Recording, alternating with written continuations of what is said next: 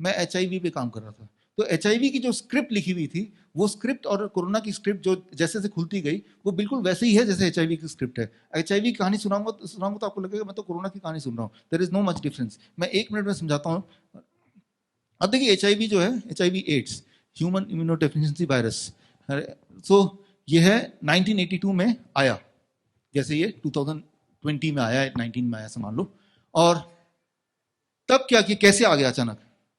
और 1982 में हम में से ज़्यादातर लोग जिंदा ही थे या पैदा हो चुके थे ऑलरेडी, राइट? और हम लोग, राइट, जैसे अभी हम सब देख रहे हैं, एक्सपीरियंस कर रहे हैं 1982, अगर जो लोग रिकॉल कर सकते हैं कि अचानक एक बीमारी है जो अफ्रीका में है और बहुत लोग मारे जा रहे हैं, बहुत लोग मर रहे हैं, और वो सेक्सुअल कॉन्टैक्ट से, ब्लड ट्रांसफ्यूजन से ऐसे होता है।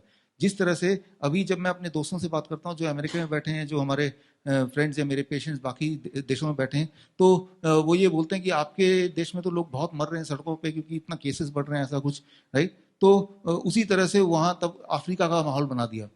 तो HIV क्या है? तो उसका पहला नियम ये रखा, ये ध्यान सुनिए आप, कि 1982 में 12 बीमारी को लिस्ट कर दिया, जिसमें ट्यूबरकुलोसिस था, निमोनिया था, लूज मोशन था, इस तरह से 12 नाम लिख दिए कि कोई भी पेशेंट अगर इन 12 चीज़ों के लिए बोलेगा, इन 12 चीज़ों के जो पेशेंट हैं इनको ये RT-PCR टेस्ट करा दो। टेस्ट में अगर पॉजिटिव पाएगा तो बोल देंगे HIV का पेशेंट है, टेस्ट में नेगेटिव है तो ट्यूबरकुलोसिस का पेशेंट है। Read the point. तो ये हो गया 12 डिजीज। फिर 1987 में 12 के साथ 13 और जोड़ दिए, कुछ तरह के कैंसर जोड़ दिए, कुछ तरह के ट्यूमर्स जोड़ दिए, राइट? और तो टोटल मिला के 13 + 12 करीब 25 हो गए। कि अब ये 25 की लिस्ट है, जब इनमें से कोई पेशेंट आए तो बोलना रुको रुको रुको, एक और टेस्ट होगा आपका, RT-PCR टेस्ट फॉर HIV, और वो टेस्ट अगर बता देगा पॉजिटिव तो उससे के बाद से उसके यहाँ पे बोर्ड लग जाएगा HIV का, ना कि उस बीमारी का, राइट? फिर 1992 फिर 12 + 13 + 4 और जोड़ दिए, बैक्टीरियल इन्फेक्शन जोड़ दिए 3-4 तरह के। हाँ, और कहा कि ये 4 वाले पेशेंट आएंगे ना तो इनका भी टेस्ट करना आपको। तो जैसे से अब 2008 में थोड़े से और जोड़ दिए, कुल मिला के अभी 31। यानी कि अगर आप 31 बीमारी में से कोई एक बीमारी के पेशेंट हैं तो आपको वैसे ही वो टेस्ट का प्रोटोकॉल आ जाएगा। और उस टेस्ट में, वो टेस्ट कैसे काम करता है ये मैंने अभी आपको बताया, और वो टेस्ट में पॉजिटिव आएगा तो उस दिन से आप HIV पॉजिटिव बोले जाएंगे, राइट? फिर उस दिन से ट्यूबरकुलोसिस के पेशेंट नहीं है, निमोनिया के पेशेंट नहीं है, डायरिया के पेशेंट नहीं है, कैंसर के पेशेंट नहीं है, उस दिन से आप HIV के पेशेंट हैं, आपका HIV का बोर्ड लग गया, आपका HIV का ट्रीटमेंट होगा भाई, राइट? और सबसे इंटरेस्टिंग बात है, पहले से ही एक ऐसा माहौल बना दिया कि ये तो सेक्सुअल कॉन्टैक्ट से होता है, तो जिसको होगा वो किसी को बताएगा भी नहीं ना, वो छुप के रहेगा, राइट? भारत में हर 200 में से एक आदमी HIV की दवा खा रहा है, राइट? हो सकता है कि यहां भी हम में से कोई एक खा रहा हो, लेकिन वो अनलाइक कोरोना में भी कोशिश की गई थी कि छूत की बीमारी हम साबित करें ताकि लोग एक दूसरे से ज्यादा इस बारे में चर्चा ना करें, अभी भी नहीं करते हैं, राइट?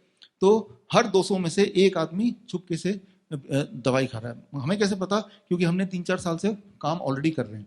और फिर तो मैं ये बोलना चाह रहा हूं कि अगर आप सोचते हैं कि HIV नाम की कोई बीमारी है, राइट, तो कैसे पता चलता है कि इस नाम से कोई बीमारी है कि नहीं? ये डिसाइड कौन करता है, राइट? अचानक कैसे डिसाइड कर लिया ये बीमारी है या ये बीमारी है नहीं, ये बीमारी का रिस्पॉन्सिबिलिटी इसी वायरस के लिए है? तो उसका एक मेथड है, 1890 में मेथड आया था। 1890 में वर्ल्ड में कंसेंसस बना था, उस कंसेंसस का नाम है कॉच पोस्टुलेट, कि किसी भी चीज के लिए बीमारी घोषित करने के लिए वो कॉस्ट पोस्टुलेट को वो सेटिस्फाई करेगा तो ही वो बीमारी मानी जाएगी। और कॉच पोस्टुलेट हमेशा यूज होता है तब से लेकर अभी तक, सिर्फ 2 बार यूज नहीं हुआ दुनिया में। HIV के वक्त यूज नहीं हुआ और अभी कोरोना के वक्त यूज नहीं हुआ, 2 बार। अच्छा, कॉच पोस्टुलेट क्या है 1 मिनट में समझा दूं। अच्छा, ये सब क्यों समझा रहा हूं मैं, याद दिला दूं, क्योंकि आपको अपना डॉक्टर बनना है, उसके लिए ये सारे पायदान नहीं समझना ही पड़ेगा, डायग्नोस्टिक, राइट? तो एलिफेंट्स इधर तो वो भी लो, दूसरा भी लो। अब देखिए प्लीज प्लीज, ये मुझे चूहा चाहिए था लेकिन चूहे का मॉडल था नहीं, मैं हाथी का ले आया। वो ले ले ले, ले। बेसिकली एनिमल दिखाना चाहता हूं आपको।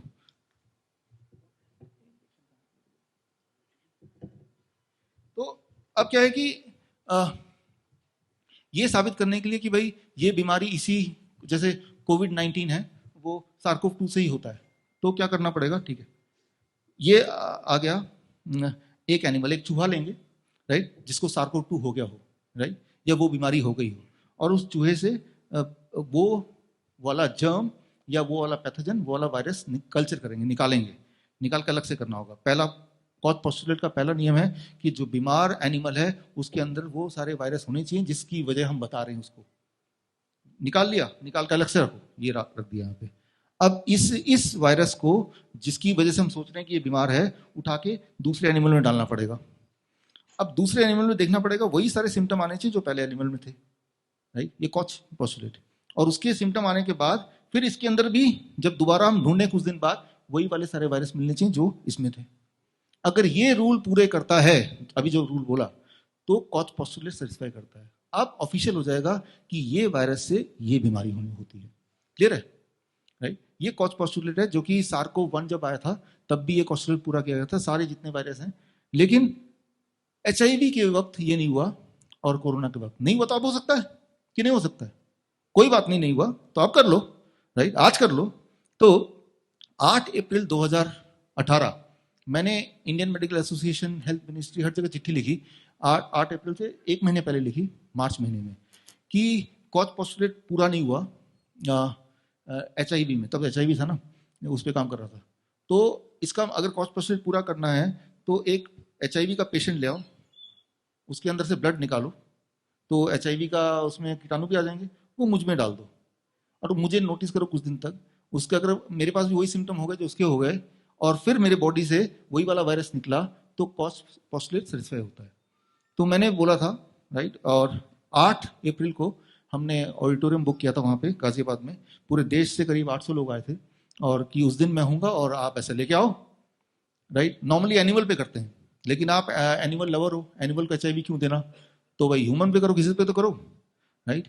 तो 2 दिन पहले UN स्पॉन्सर्ड NGO का ईमेल आया कि अगर आपने ये एक्सपेरिमेंट करने की कोशिश की तो आप अरेस्ट हो जाएंगे, इस तरह से। तो मैंने कहा मैं खुद क्यों करूंगा, आप करोगे ना, मैं करूंगा तो आप मानोगे ही नहीं, राइट। तो एनीवे, तब से लेके आज तक ये चैलेंज अभी भी ओपन है, राइट। यूट्यूब में जो देख रहे हैं live, it is open challenge, right. तो मैं आपको, थैंक यू, ले लो इसको, ले लो इसको, उसको वहीं रख दो, ये ले लो। तो ये चैलेंज अभी भी मेरा ओपन है। और same is for cause postulate for novel corona virus.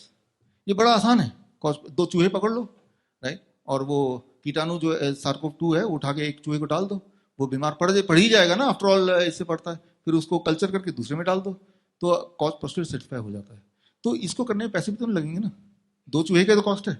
ऐसे लाखों करोड़ लोग मर रहे हैं, तो 2 चूहे को मारना, राइट, चूहा है, बिल्ली है, जिसको भी मारना चाहते हैं। और अगर नहीं मारना चाहते, मैंने तो हेल्थ मिनिस्ट्री को बोला ही था कि मैं हाजिर हूं, और हमारे कई सारे एक्सपर्ट्स हाजिर हैं, राइट। तो यहां पे मैं आपको ये बताना चाह रहा हूं कि HIV हमने देखा, HIV के जो पेशेंट्स हमारे पास आते हैं, और HIV का हमारा हेल्पलाइन 2 साल से ऑलरेडी चल रहा है, it has been 2 years, right. और 2 साल जैसे भी कोरोना का चल रहा है या कोविड का चल रहा है या network of influenza care experts, हमने हजारों पेशेंट्स जो HIV की दवा पे थे और जिन्हें HIV पॉजिटिव घोषित कर दिया गया था, उनको हम डाइट देते हैं। और डाइट, स्टेप 1 की दवा छोड़ दो, स्टेप 2 आप डाइट दो, एक स्पेसिफिक डाइट है, और उसके बाद कुछ दिन बाद सिम्टम ठीक होते हैं कि नहीं हमें रिपोर्ट करो। तो एक्चुअल बीमारी क्या है, तो उनको बीमारी क्या है, अगर HIV नहीं है तो उनको बीमारी है एक्वायर्ड इम्यूनिटी डेफिशिएंसी सिंड्रोम, मतलब उनकी इम्यूनिटी कम हो गई, दैट्स ऑल।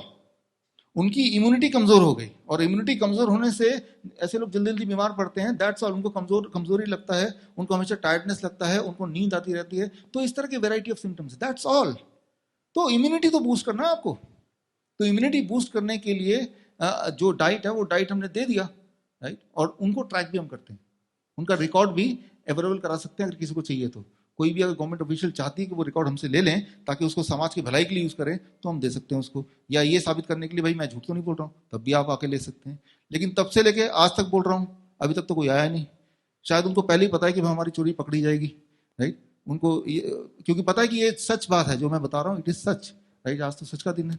तो जिस प्रकार मैं आपको ये बताना चाह रहा हूँ कि HIV नाम की कोई बीमारी है नहीं, राइट, ना ही ये सेक्सुअली ट्रांसमिट होती है। अब आपका सवाल है तो एक को हो गया तो वो उधर चला गया था, उसको भी हो गया, वो फिर वही वाली बात हो जाएगी कोरोना वाली कि मैं तो इतने लोगों के बीच में था तो उसको था तो मुझे भी हो गया। इन सारे सवालों के जवाब के लिए ये किताब है HIV/AIDS the greatest lie of 21st century, इसकी ये लिंक में जाके आप ये बुक डाउनलोड करके, फ्री डाउनलोड है, आपके दिमाग में जितने भी सवाल हैं उन सारे के एविडेंस के साथ आंसर आपको मिल ही जाएंगे।